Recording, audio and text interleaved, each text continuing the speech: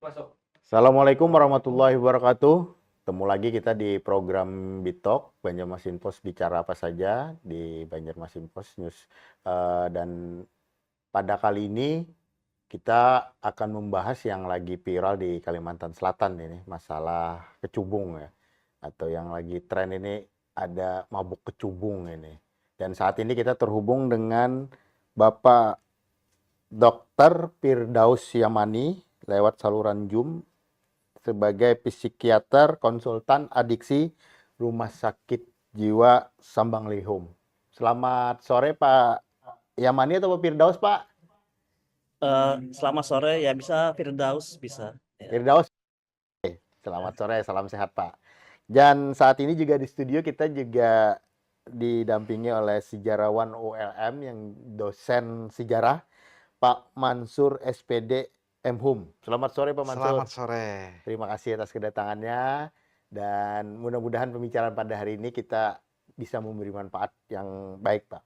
Oke Pak Firdaus, mungkin langsung saja Pak Firdaus. Di sampai hari ini Pak, sudah berapa pasien nih Pak yang ditangani oleh RSJ Sambanglihum Pak hingga saat ini total untuk kasus kecubung ini Pak? Ya, baik. Mulai sering berdatangan itu mulai hari Jumat minggu yang lalu, ya. Sejak itu sampai sekarang berduyun-duyun datang. Dari hari Jumat sampai sekarang ada sekitar 43, baik itu rawat inap maupun rawat jalan. Iya. Oh, jadi 43 itu ada yang rawat inap dan ada rawat jalan Pak ya? Ya. Siap. Pak, yang rata-rata di tangan ini Pak dari Banjarmasin, Martapura atau Banjarbaru atau seluruh kabupaten atau ada yang dari luar daerah lain Pak? Ya, dari 43 ini sebagian besar dari Banjarmasin, ada juga sebagian kecil Banjarbaru, Barito Kuala, dan yang paling jauh adalah dari Kuala Kapuas. Selain dari 3 daerah itu belum ada. Oh ya. Jadi dari Kalteng juga kita ada menangani ya Pak ya?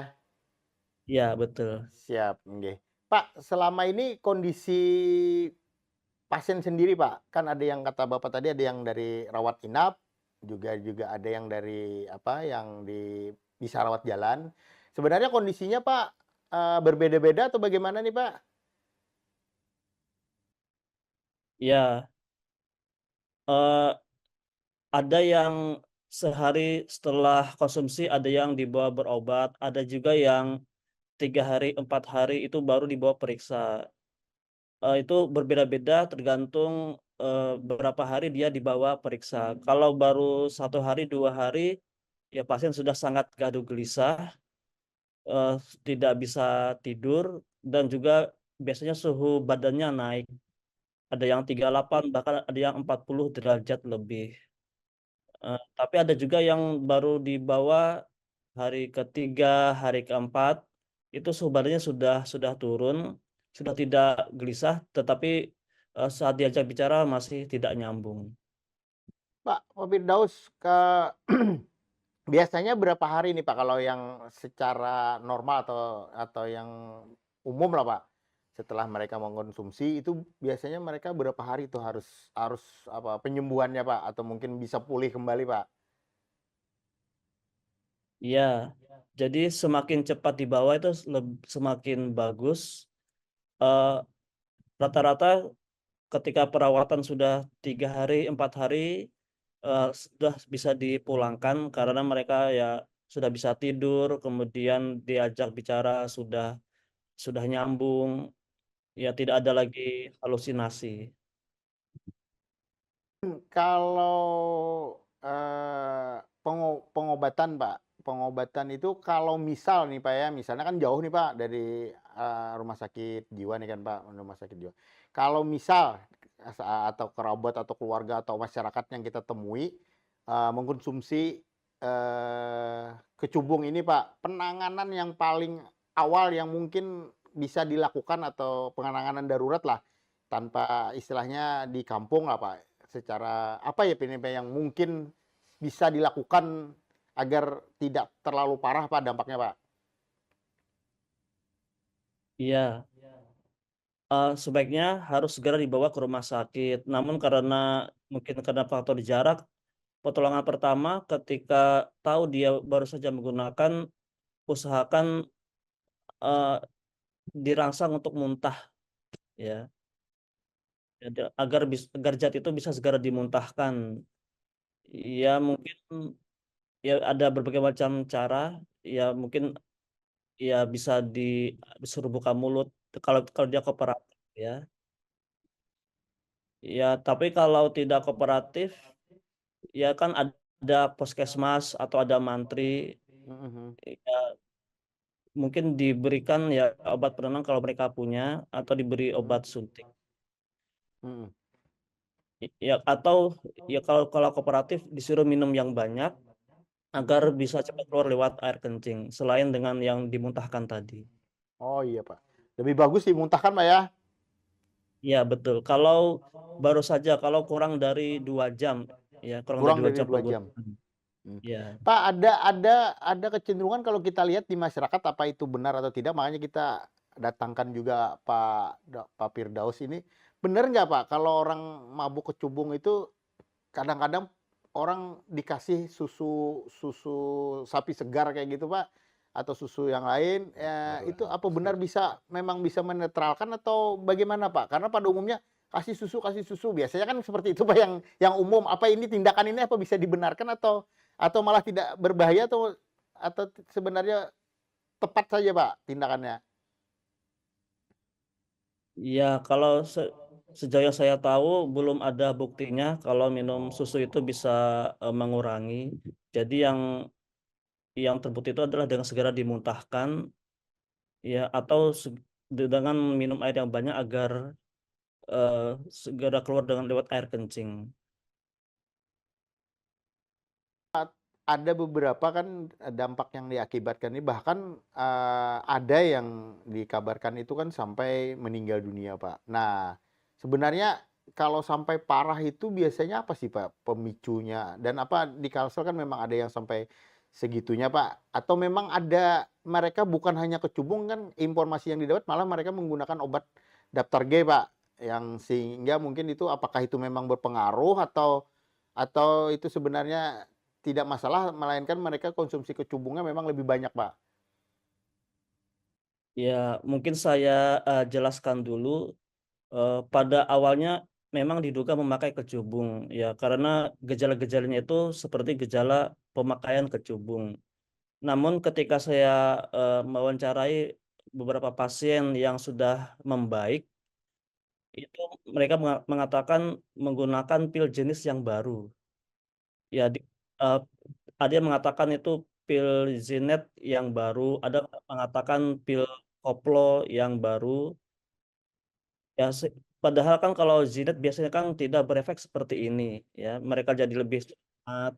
Tapi ketika menggunakan ini kok jadi gejalanya seperti memakai kecubung.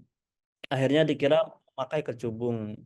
Jadi itu bukan bukan kecubung, jenis pil yang baru. Nah, ini polisi kemudian lab kesehatan sedang memeriksa apa sih kandungan dari pil yang baru ini.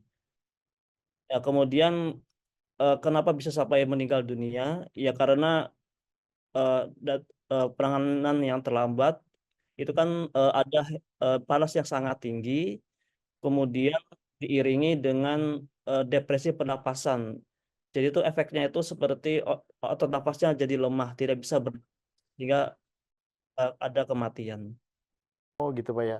Pak, Ya. berarti faktor, parahnya mereka ini belum bisa diketahui persis ya, Pak? Apakah dari kecubung atau pil yang baru tadi ya, Pak, ya? Ya, kemungkinan dari beberapa ada 3 atau 4 yang saya tanya jawabannya sama, mereka memakai obat baru, ya. Dikatakan obat baru, kata mereka mendapatkan dari penjual yang sama, oleh penjual dikatakan ini obat yang lebih bagus. Jadi mereka tertarik untuk mencobanya. Ya. Pak, ini ada menarik Pak sedikit Pak ya, mungkin agak menyimpang dari kecubung tapi masih ada kaitan ini Pak dengan jenit tadi Pak. Pak sebenarnya obat jenit itu di dalam dunia medis sendiri Pak apa memang bisa dipergunakan nggak Pak? Atau memang boleh dipergunakan dalam dosis-dosis tertentu atau memang obat ini sudah dilarang gitu Pak tapi tetap beredar atau bagaimana Pak? Ya, Zenit atau Carnoven itu isinya PCC ya, paracetamol, carisoprodol dan kafein. Ini bisa digunakan untuk obat ya untuk anti nyeri, ya anti nyeri. Ya, tapi banyak yang menyalahgunakan kalau diminum berlebihan sebagai stimulan ya. Begitu juga seperti dextro, trihexyphenidyl. Itu kan juga dipakai di kedokteran. Dextro kan obat batuk. Kalau trihexyphenidyl itu obat obat biar tidak kaku untuk yang gangguan saraf. Tapi kalau diminum berlebihan sebagai stimulan. Ya. Pak, ini alhamdulillah ini menarik Pak. Jadi yang berkembang selama ini kan mabuk kecubung ini seakan-akan kan kecubung Pak yang apa istilahnya memang mabuk kecubung. Ternyata kan ada campuran dan ada lagi analisa yang baru memang belum bisa dibuktikan nih Pak ya bahwa ternyata ada jenis obat yang baru yang biasa dipakai oleh pengguna yang tidak jenit seperti jenis koplo itu ternyata ada obat yang baru. Nah, apakah obat yang baru ini atau kecubung ini masih belum di kalau seandainya Pak, kalau seandainya mereka pakai kecubung saja tanpa dicampur itu dampaknya memang harusnya lebih lebih kecil atau bagaimana Pak?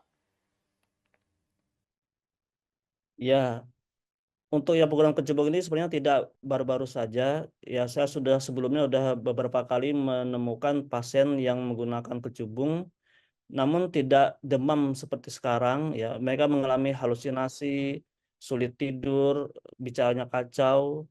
Itu antara 3 sampai 7 hari. Ya, Oh, siap. selama ini sih tidak sampai ada yang sampai meninggal gara-gara memakai Hmm, hmm, kecubung. hmm, hmm. Iya, makanya ini Pak fenomenanya kan agak beda ini. Seakan-akan kecubungnya juga menjadi ini Pak, jadi kambing hitamnya juga.